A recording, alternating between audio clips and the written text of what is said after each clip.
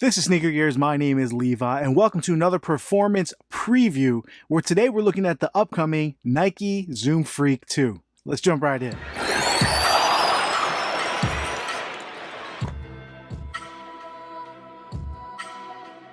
Click on this channel. I just want to be upfront. I do not have the shoe in hand. This is a performance preview where we're going to break down some of the tech specs, what the Zoom Freak 2 is bringing to the table, how it compares to other shoes in the Nike lineup, as you can see behind me here, and just do an overall estimate of how it's going to be. Now, I will be trying to get the shoe in hand as soon as possible. I am in the middle of trying to find a few courts that I can finally start to play on amidst the shutdown, kind of slowing down here in the Chicagoland in the United States. So hopefully I can do a performance review in the next couple weeks on this.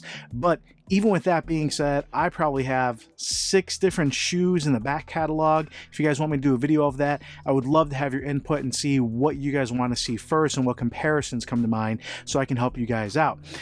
Now that I think of that, I have 2 other shoes in the play. Now, some of the video I'm going to be using in this video is from Cousteau. Check out his channel. He does have the initial unboxing, Jacques Slade. So Cousteau's channel, it is some of his footage. I want to give him complete credit. If for whatever reason I have to take this down, I will have some of my own footage, but I do want to give him credit, put a link to his video, and a shout out to the amazing job he does with all of his footage. With that all being said, let's jump right in. As with anything, you always want to start with fit, and based on Cousteau, the fit looks to be pretty similar to the Freak 1, which was a similar fit to the Kobe line. All good things. That was its best performance attribute. So if as long as it's able to remain consistent, I think that's going to be a good overall thing. So it is going to run a little bit tight. It is going to run slightly long. My true Kobe size is a 13, so I will be getting a size 13 as I am in 90% of my Kobe's. So just a heads up, whatever you have worn in the Freak 1 or other Kobe's is probably what you should put on order if you have that in mind this coming week. Now, this being one of the signature budget lines for Nike, it is on the cheaper side. It's still $120, so it's not necessarily cheap, but it is along the lines where this is not necessarily a premium product. So I believe the materials kind of reflect that. But the good thing is, if you look at any of the budget models in the last few years, let's take a look here at something like the Kyrie Low 2.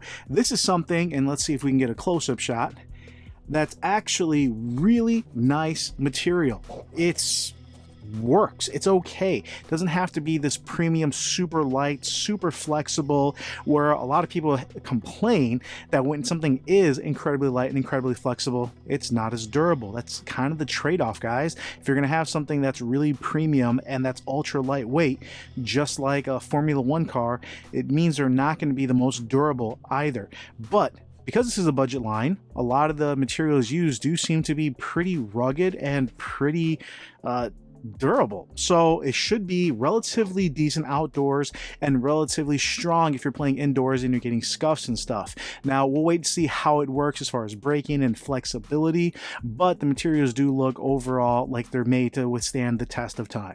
Working our way down to support, I think it's really weird that Nike keeps taking the Greek Freaks line and making it something where they can shortchange us. And what I mean by that is in the Greek Freak 1, there was no shank plate. There was very little torsional rigidity. Other shoes that don't have a shank plate mitigate that because they have some torsional rigidity where it becomes okay, it doesn't have it.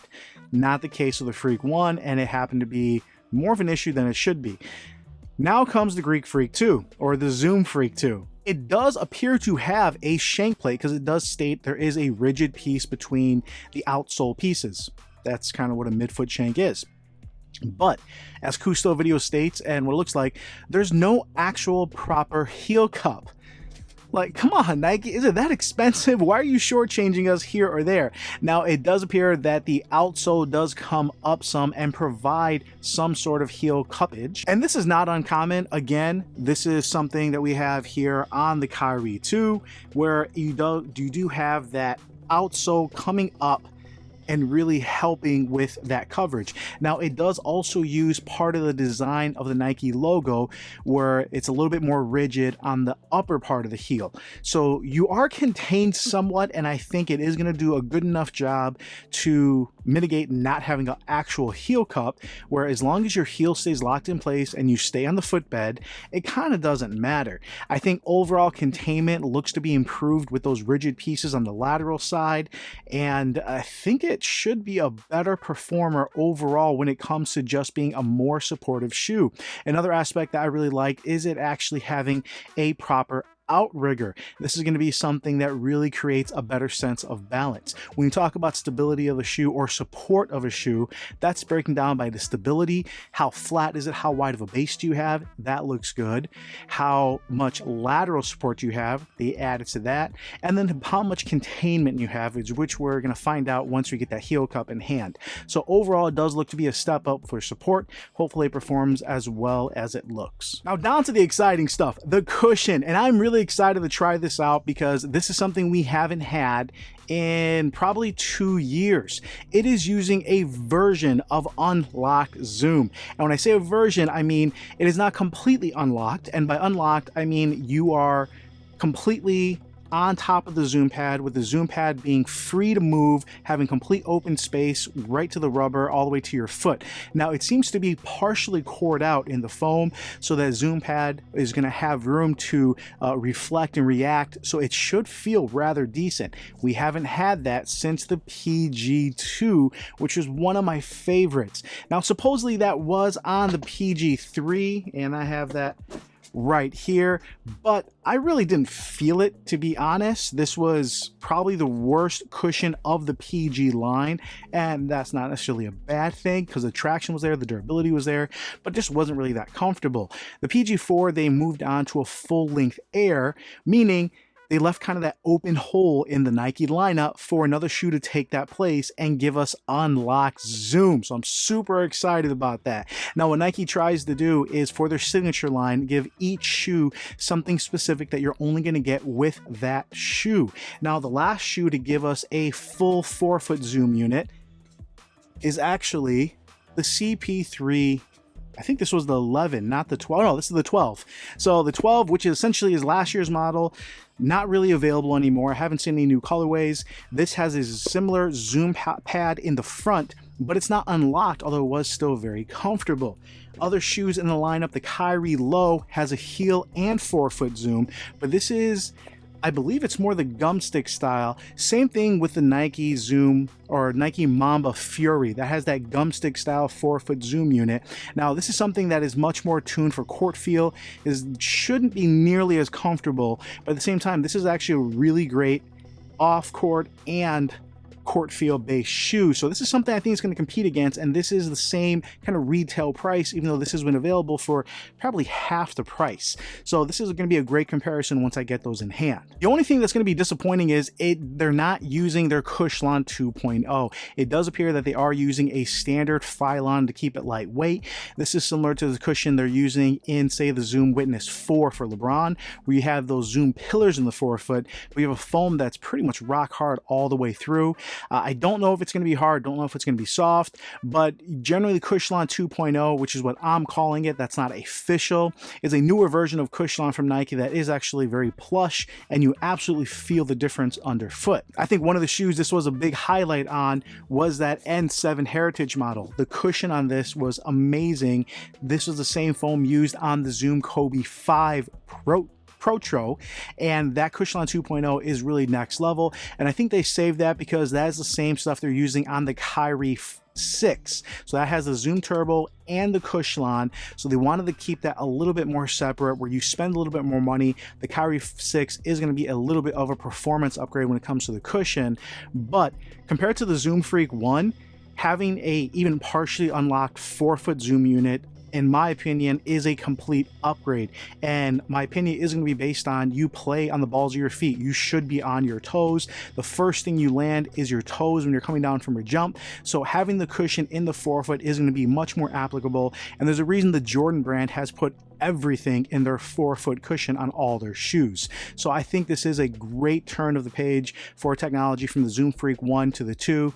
Now, if you don't like a lot of cushion or you want to have that minimal feel, the Zoom Freak 1 is still going to be available for like 60 to 80 bucks, and it does have a lot of heel cushion, which is actually comfortable if you walk more on your heels.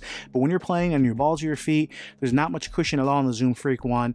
And maybe you should go with that route. Just add some kind of insole that's going to give you a little bit more rigidity to protect your foot. And finally, the traction. The traction is a big upgrade as well, in my opinion. One, it is segmented, articulated from heel and forefoot, so that should allow a little more ground contact. Again, that's going to improve your traction no matter what, as long as that rubber is still on the court. Also, it does appear to use a circular pattern with nubs, both of which are trademark great performance setups. Let's take a look here at the Kyrie 2, where this also has somewhat circular patterns. It does have some nubs, and the traction on this overall is fantastic. Now, there are a few courts I went on where I think I would blame the court more.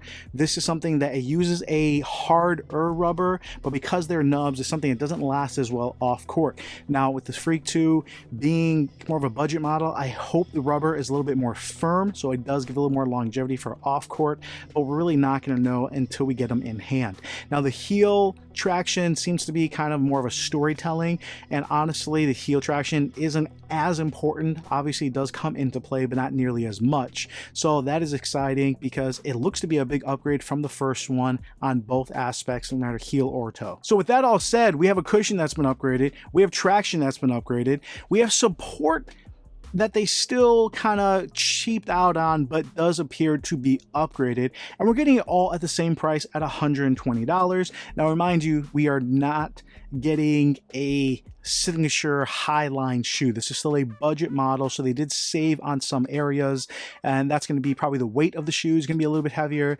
The quality of the materials are not going to be anything premium, but if they hold up in their performance base, that's okay.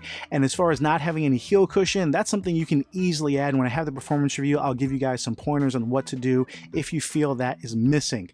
But overall, I'm excited about this one. It's a good looking shoe. Some of the initial launch colorways all look amazing. I could grab one of any of the four and I think I'll be happy with it.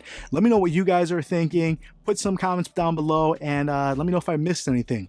Really appreciate you guys. This is Levi with Sneaker Gears, and I will come at you later.